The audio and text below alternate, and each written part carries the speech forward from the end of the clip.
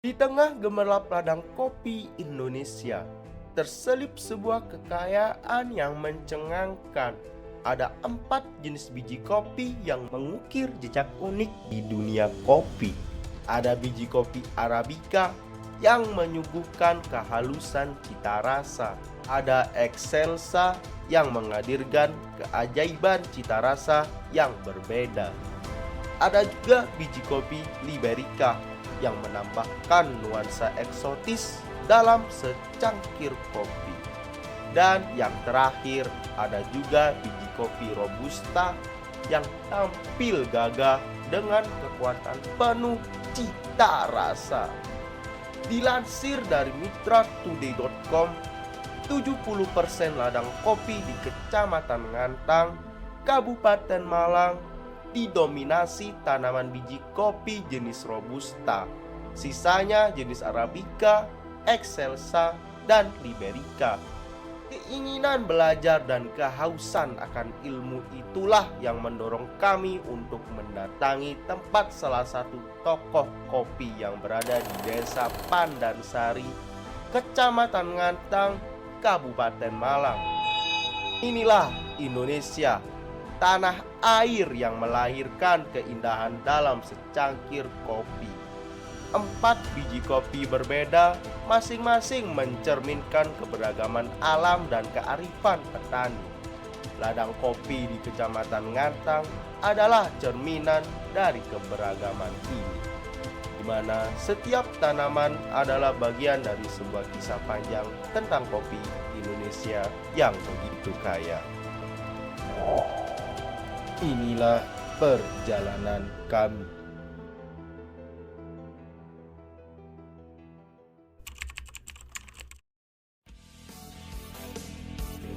Assalamualaikum warahmatullahi wabarakatuh. Perkenalkan, aku Zidan Perdais. Dan di sini aku berada di Kos Oren, punya dari Bintang ya, alias Banteng. Ini dia orangnya. Dan di sini kita ada kameramen tersayang kita, tercinta kita. Ya, terima kasih semuanya. Sekarang jam 19.56 teman-teman, oke. Dan kita sebenarnya bertujuan ingin untuk ke daerah Ngantang, ke rumah salah satu distributor kopi di daerah Malang Raya saat ini, yaitu Mas Dani. Nanti kita, ya Mas Dani datang ya? Mas Dani ya namanya? Ya. Oke. Mungkin kita akan tanya-tanya ke orangnya langsung mengenai bagaimana sih kopi itu dikelola dan cerita apa sih di balik kopi Ngantang ini sebenarnya. Dan pastinya tempatnya nggak kalah seru karena kita akan menelusuri kebun-kebun kopi juga teman-teman. Menarik gak tuh? Menarik gak tuh? Yo yo yo. Pastikan kalian stay tune. Kakak menarik, Plas. Dan di sini ini ada tas kamera. Tas kamera, ada lighting, nanti udah siap-siap di sana lighting. Ini ada powerbank buat lightingnya sendiri. Terus ini tasku buat nanti siap-siap ke sana. Dan jangan lupa buat jaket karena di sana dingin banget guys. Untuk teman-teman di sini juga di Bintang udah siap, udah packing, dia udah packing. Si Malun juga udah siap dengan jaket jaket bludru. Bukan bludru ya, jaket apa namanya? Jaket Ini bebek. namanya jaket vintage. Si pertanyaanku ini, maksud ada yang lilin rek? Hei, untuk apa lilin? Nah, mau ngepet Anda? Hei, kameramen, mau ngepet Anda? Nah, Astagfirullah. Sebentar lagi akan berangkat dan di sini aku akan makan permen ya. Dan tips untuk kalian kalau di kosnya Bintang, kalau ingin membuang sampah tinggal gini aja nih dah. Ini semua sampah ya, di sini semua sampah, jadi kalian bebas untuk membuang sampah dimanapun. Siap berangkat teman-teman? Siap.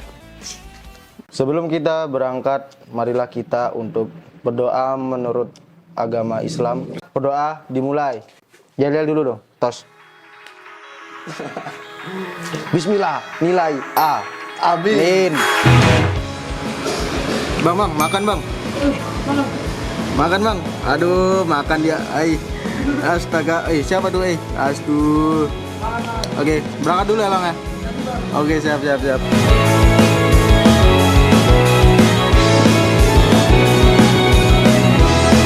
Dadah Kos Oren. Dadah. Aku akan merindukanmu.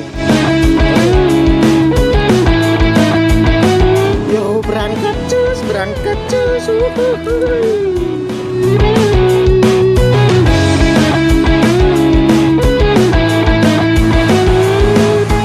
mas? Hujan mas, masa hujan-hujan kita nggak dapat nilai asli?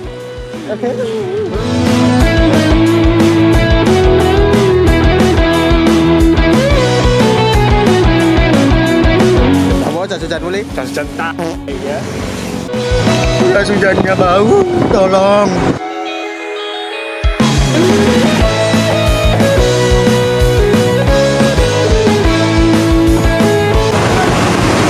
Ya, Teletubbies.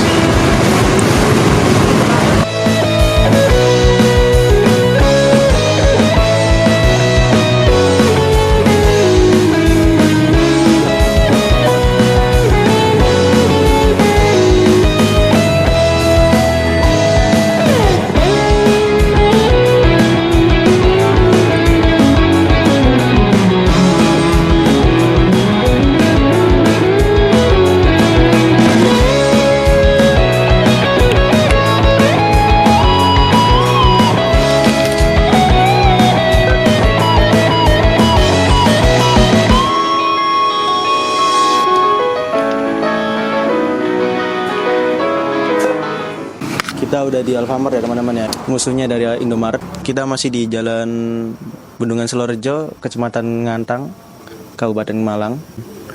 Nanti kita mau lanjut makan. Ini udah deket nih sebenarnya ke rumahnya Mas Dani, tapi kita masih break dulu lepas jas hujan ya, terbebas dari bau dan basah. Oke, di sini kita masih ngeringin badan dulu, santai-santai dulu. Kita ingin sekali untuk belajar kopi. Kita masih orang awam teman-teman, jadi jangan judge dulu kita ini adalah orang yang gimana-gimana. Enggak, kita nggak tahu kopi, kita ingin belajar kopi. Stay tune terus konten kita kali ini. Wah.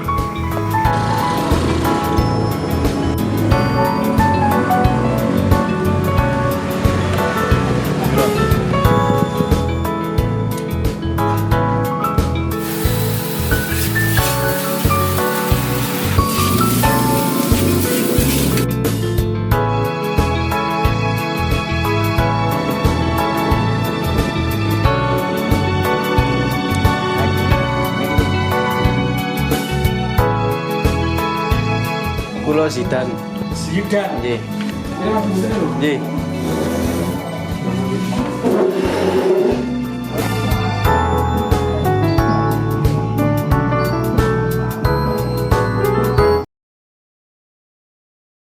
Ini rumahnya Mas Dani dan kita mau langsung ngambil sepeda dulu. Oke.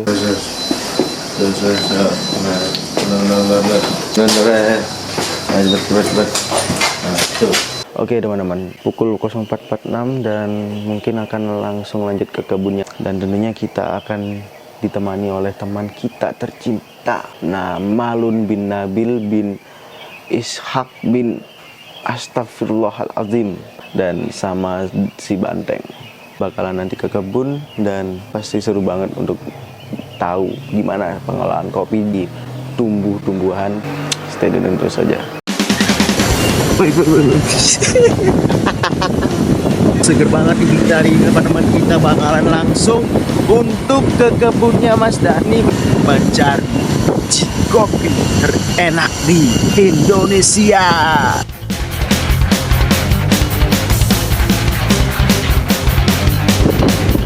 Gunung Kembar.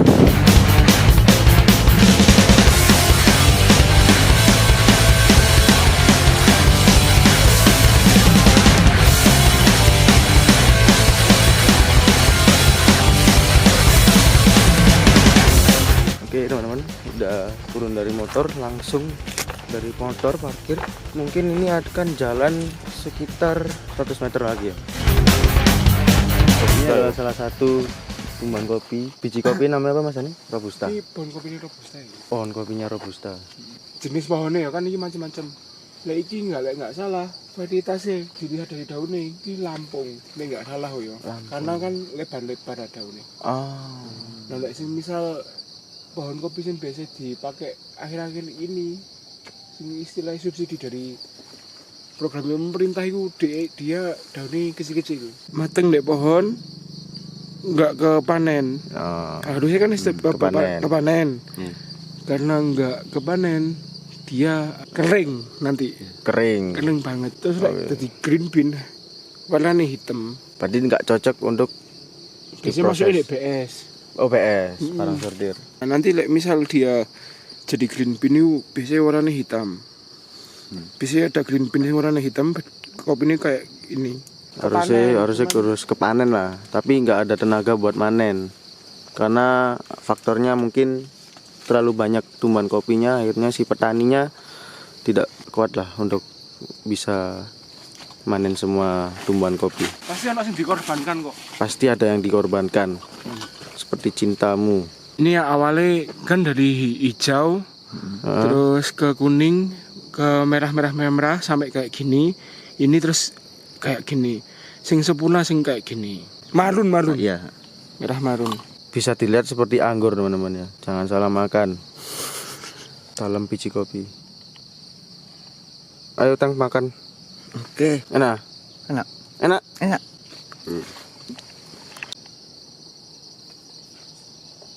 Nah ini juga salah satu tumbuhan kopi yang terawat sama petaninya. Nah yang sebelumnya tadi itu salah satu biji kopi, tumbuhan kopi yang tidak terawat lah, bisa dibilang seperti itu. Biasanya tingginya seaku gini, yang tadi itu ketinggian. Jadi mungkin harus pangkas. Tujuannya like, misal kalau panen, dia enak loh. Kan dompolan ini dek kita kan.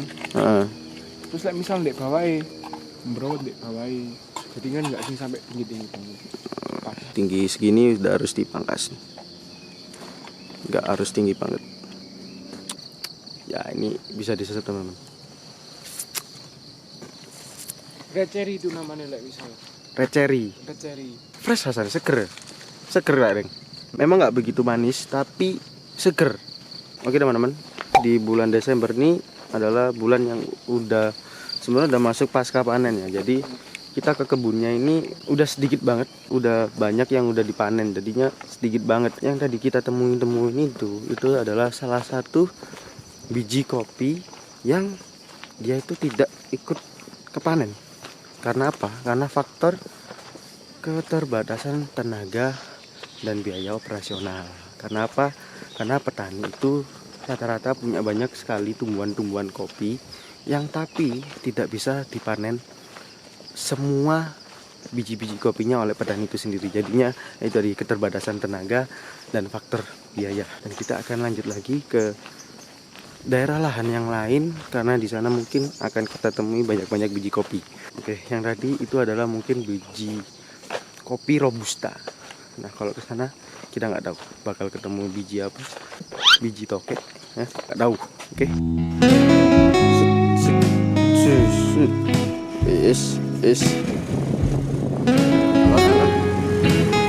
Apakah saya akan turun teman-teman? Jalan-jalan lagi mencari biji kopi terenak di bumi. Oke mantap teman-teman.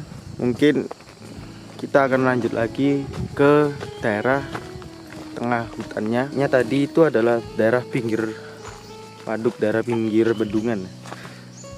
Jadi mungkin yang tumbuh-tumbuhan yang ditanami di pinggir-pinggiran waduk mungkin itu adalah tumbuh-tumbuhan yang sekiranya menjadi pagar lah dari batas tumbuh-tumbuhan yang lain.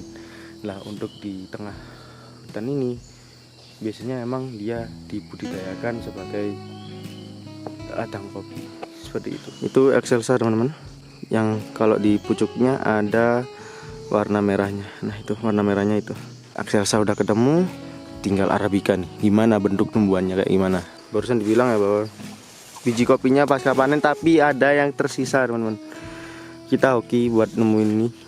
Nah ini dia salah satu biji kopi excelsa yang akhirnya kita bisa temuin karena dapat hoki banget nih bisa nemuin biji kopi excelsa.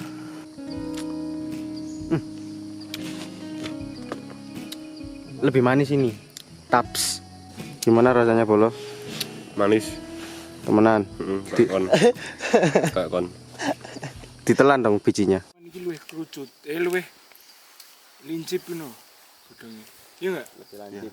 Tapi kan lek sing mbok didelok teko kadoan koyo padha ya. Aku biyen pas awal-awal belajar ya ngono didelok. Beda iki Dan. Ah, masa koyo padha ae. Asli ngotot koyo padha ae. Tapi berhubung lek didekati, Iya, koyo gak padha ya sisuwe. gak foto. Kayak sing di awal di parkir iku mang. Kan godhonge ya mbombo. Nah, cuman iki robusta. Jadi guys, ini salah satu tumbuhan dari biji kopi Robusta Lampung. Mantap. Nah, ini adalah salah satu tumbuhan kopi yang udah dipotong karena diremajakan. Karena memang keterbatasan waktu ya teman-teman, di sini aku akan jelasin dulu bahwa Arabica itu tidak terdapat di Desa Pandansari. Ya, Pandansari itu saya Mas. Benar. Mantap. Desa Pandansari tidak ada tumbuhan kopi Arabica, yang ada adalah Robusta dan Excelsa.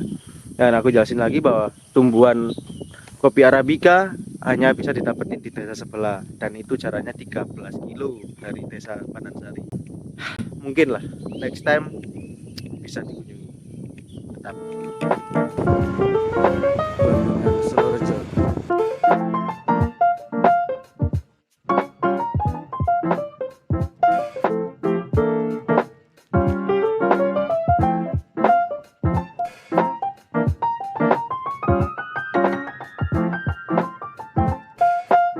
Karena habis dari perkebunan terasa capek, kita mampir dulu lah buat nenangin diri ya, ngopi-ngopi sebat.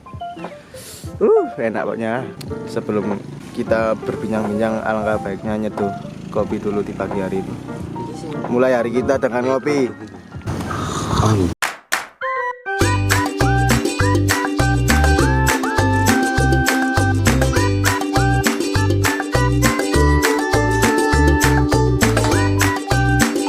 Ngantang ini dikelilingi sama 3 gunung, 4 yo. 3 atau sampai 4 gunung, belum. Pokok sing pasti. Pasti. Kelut, Anjasmoro, karo Arjuna. Kawi ya buka, karena kan Kawi sing sebelah kono kan. Kawi sebelah sana. Ke selatan.